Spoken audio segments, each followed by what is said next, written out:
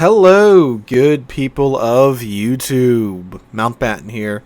And today we have a pretty surprising and one that I'm very glad that Wargaming's following up on devblog. And that revolves around the game mode of operations. If you will recall, back in update 11.8, operations were given a big facelift and overhaul.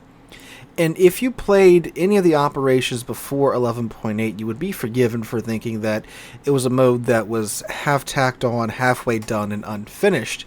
Well, the mode wasn't unfinished, and the operations that you can play in that game mode weren't unfinished. They were just left in the dust as the game progressed. If you've never played operations, I would highly encourage you to do so. It's some good fun. It's PvE. You can get a group of players together and you can choose from any of the operations that you want. If you don't have any friends to play with, you can just jump in the queue by yourself and it will randomly select an operation for you based upon, well, randomness. Used to be based upon your ship tier, but now they've opened it up from tier 6 to tier 8 ships all in all. You could get in some good operations. Again, it's PvE. You could have a lot of fun with it.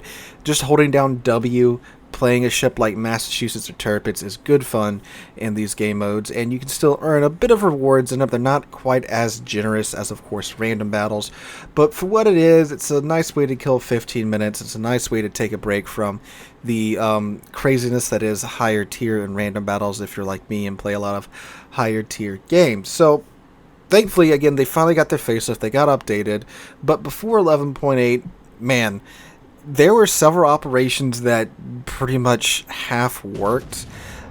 There were a few that were based around CVs or had CVs in them, and the thing is, after the CV rework, the AI wasn't really taught how to CV, so in most cases what they would do is launch their planes and then just fly around and not do anything, because again, the AI didn't know how to CV. This eventually got to the point to where they just disabled the CVs altogether in operations, to where they would just sit there. And I think at one point they removed them or replaced them with battleships for the operation. But yeah, but thankfully all that's back. They've been given again a nice facelift and a nice update. And today, in this dev blog, I believe Wargaming is talking about what they're planning on doing in the future with operations. So let's see what they have to say about this. So I will link to this dev blog in the description down below if you want to read along as I read aloud. I'm going to read it word for word and give you guys my 2 cents on each section. So here we go.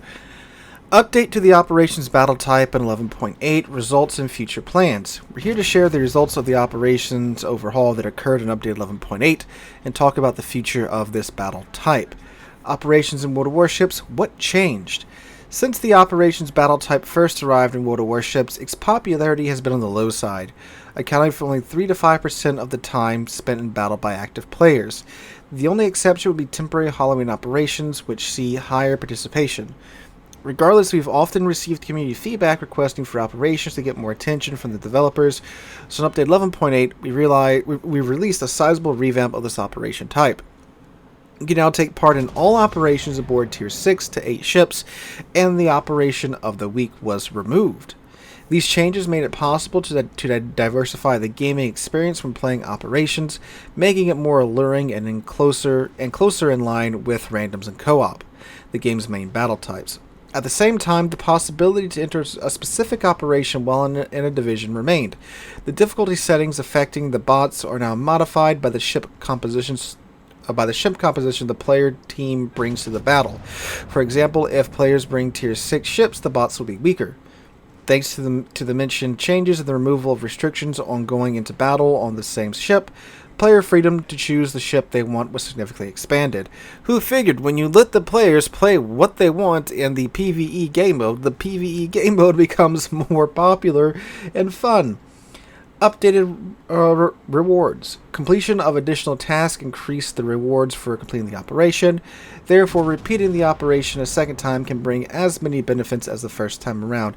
Yeah, if you didn't know, back in the day, when you played the operation the first time, you got a huge boost to your income.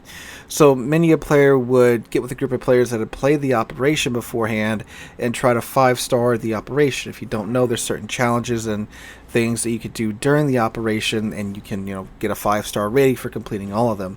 So if you could do this with a perfect run with a group of players that knew what they were doing, and you had all your boosters equipped, you could very easily make off quite well with these operations back in the day. But they've done away with that, so you basically get a decent reward each time around. Completion of additional tasks increase the reward for completing the operation. Oh, I just read that. 3 scenarios have made a return: Cherry Blossom, Hermes, and the Ultimate Frontier. Cherry Blossoms is cool. It's the one at night. I didn't have a division, so I couldn't play it as the background footage here, unfortunately. There are now also playable with tier 6 to 8 ships, and Aircraft Squadron AI has been improved. They have. Results of the update. The removal of many restrictions and the new reward mechanics initially attracted a large number of players to the battle type, which peaked around 26% popularity of the active player base in update 11.8. That's really good. After that, this value shrunk and settled at around 13 to 14%, comparable to the popularity of ranked battles. We're happy with the results of operations. It took us some time to design our way of updating them, and we are happy that our approach succeeded. Yeah, 13 to 14% from, what did they say, 5% to 3 to 5%. That is a massive improvement. That's a 10-point improvement overall. So, yeah, I mean, and it's duly deserved. The new operations are fun. You can choose whatever you want. You can take whatever ship you want from tier 6 to 8 into battle, and they're good fun now. So, let's see what they have to say about the future. So 11.9, instead of random operations, thematic Halloween battles, and the dedicated operation for the submarine then in early access Wolfpack were available. During this update, we received feedback asking that it be possible to play random operations without the requirement of being in a division. Traditionally in October, we highlighted Halloween operations, but at the same time, due to technical limitations, we had to temporarily disable the random operation mechanic. We're planning improvements that will allow us to avoid the situation in the future. Random operations returned to live servers with the arrival of update 11.10. Yeah, this is something I got a couple of comments and pings about in Discord, how, oh look, they've undone the whole new operations thing because of yada yada yada. It's like, no, the Halloween event's going on, and this is what they do every year.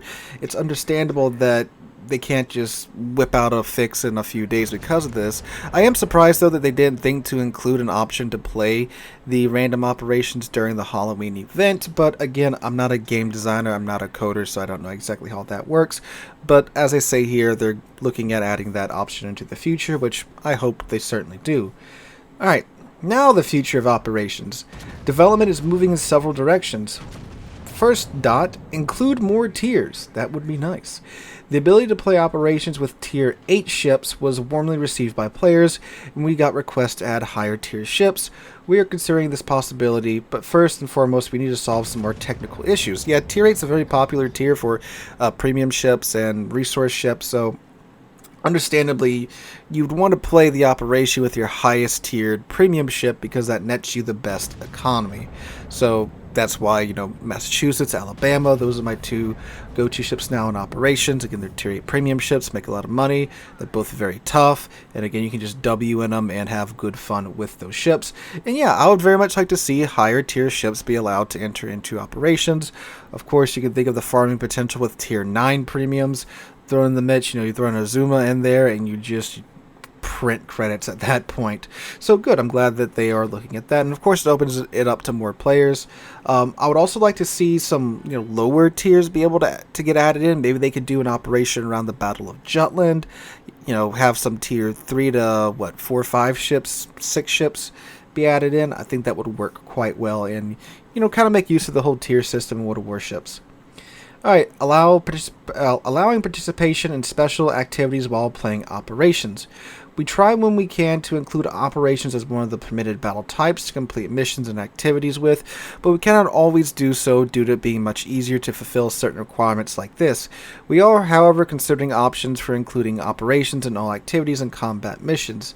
I think it would be a very good move, Wargaming, if you would allow operations to be used for completing certain challenges and mission parameters, and I can see both sides of the argument. You know, from Wargaming side of the thing, they are a free-to-play game. This is a free-to-play game.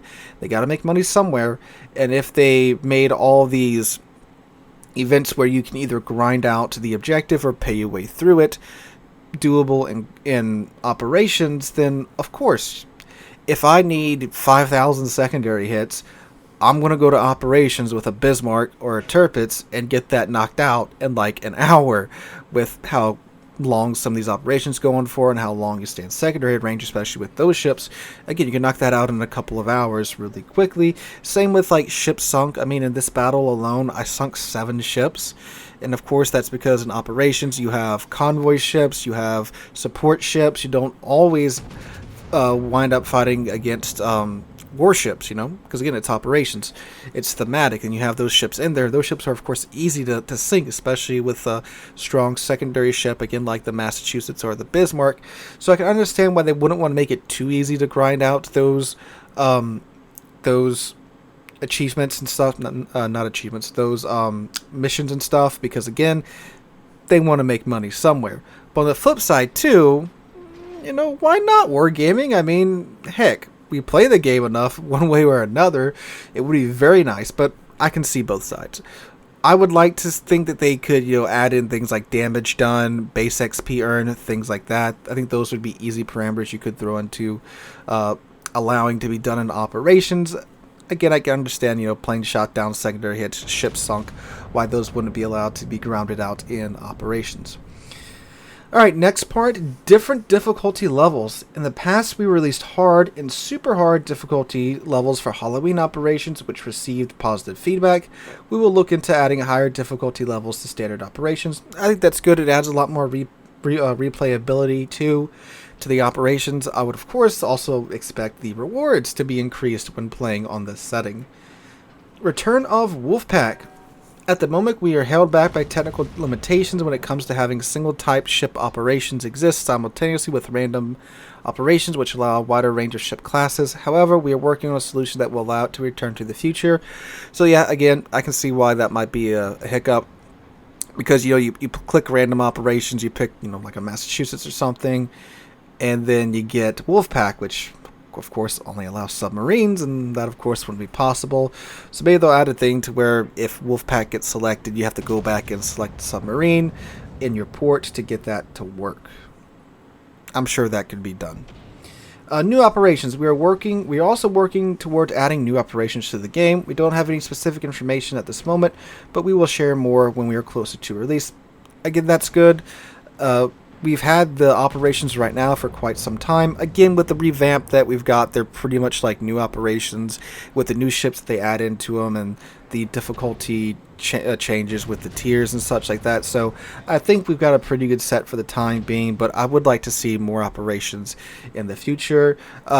Maybe at the rate of a new operation every year, maybe around the summer or the winter time. Who knows? But of course, more is good. More playability, more content in the game is always good. And there's plenty of historical battles and situations they could pull from to do that. So I'm excited to see what they have laid in store for the future for operations. So guys, let me know what you guys think in the comments down below. Again, overall, I think what we're hearing here is very good. Again, more free content, adding more to the game. And again, if you haven't played the new operations yet, I strongly encourage you to do so. They're a blast and a good way to grind out some easy credits. Again, you're not going to be printing them left, right, and center, but if you got a good tier 8 premium ship, you can make a decent bit of credits in this game mode. So guys, again, let me know what you guys think in the comments down below. Hope you guys are having a wonderful Tuesday. Have a wonderful rest of your week. If you enjoyed the video, make sure to drop a like, leave a comment, and subscribe to the channel. Hope you guys enjoyed. Have a wonderful rest of your week. Hope to catch you guys in the next one.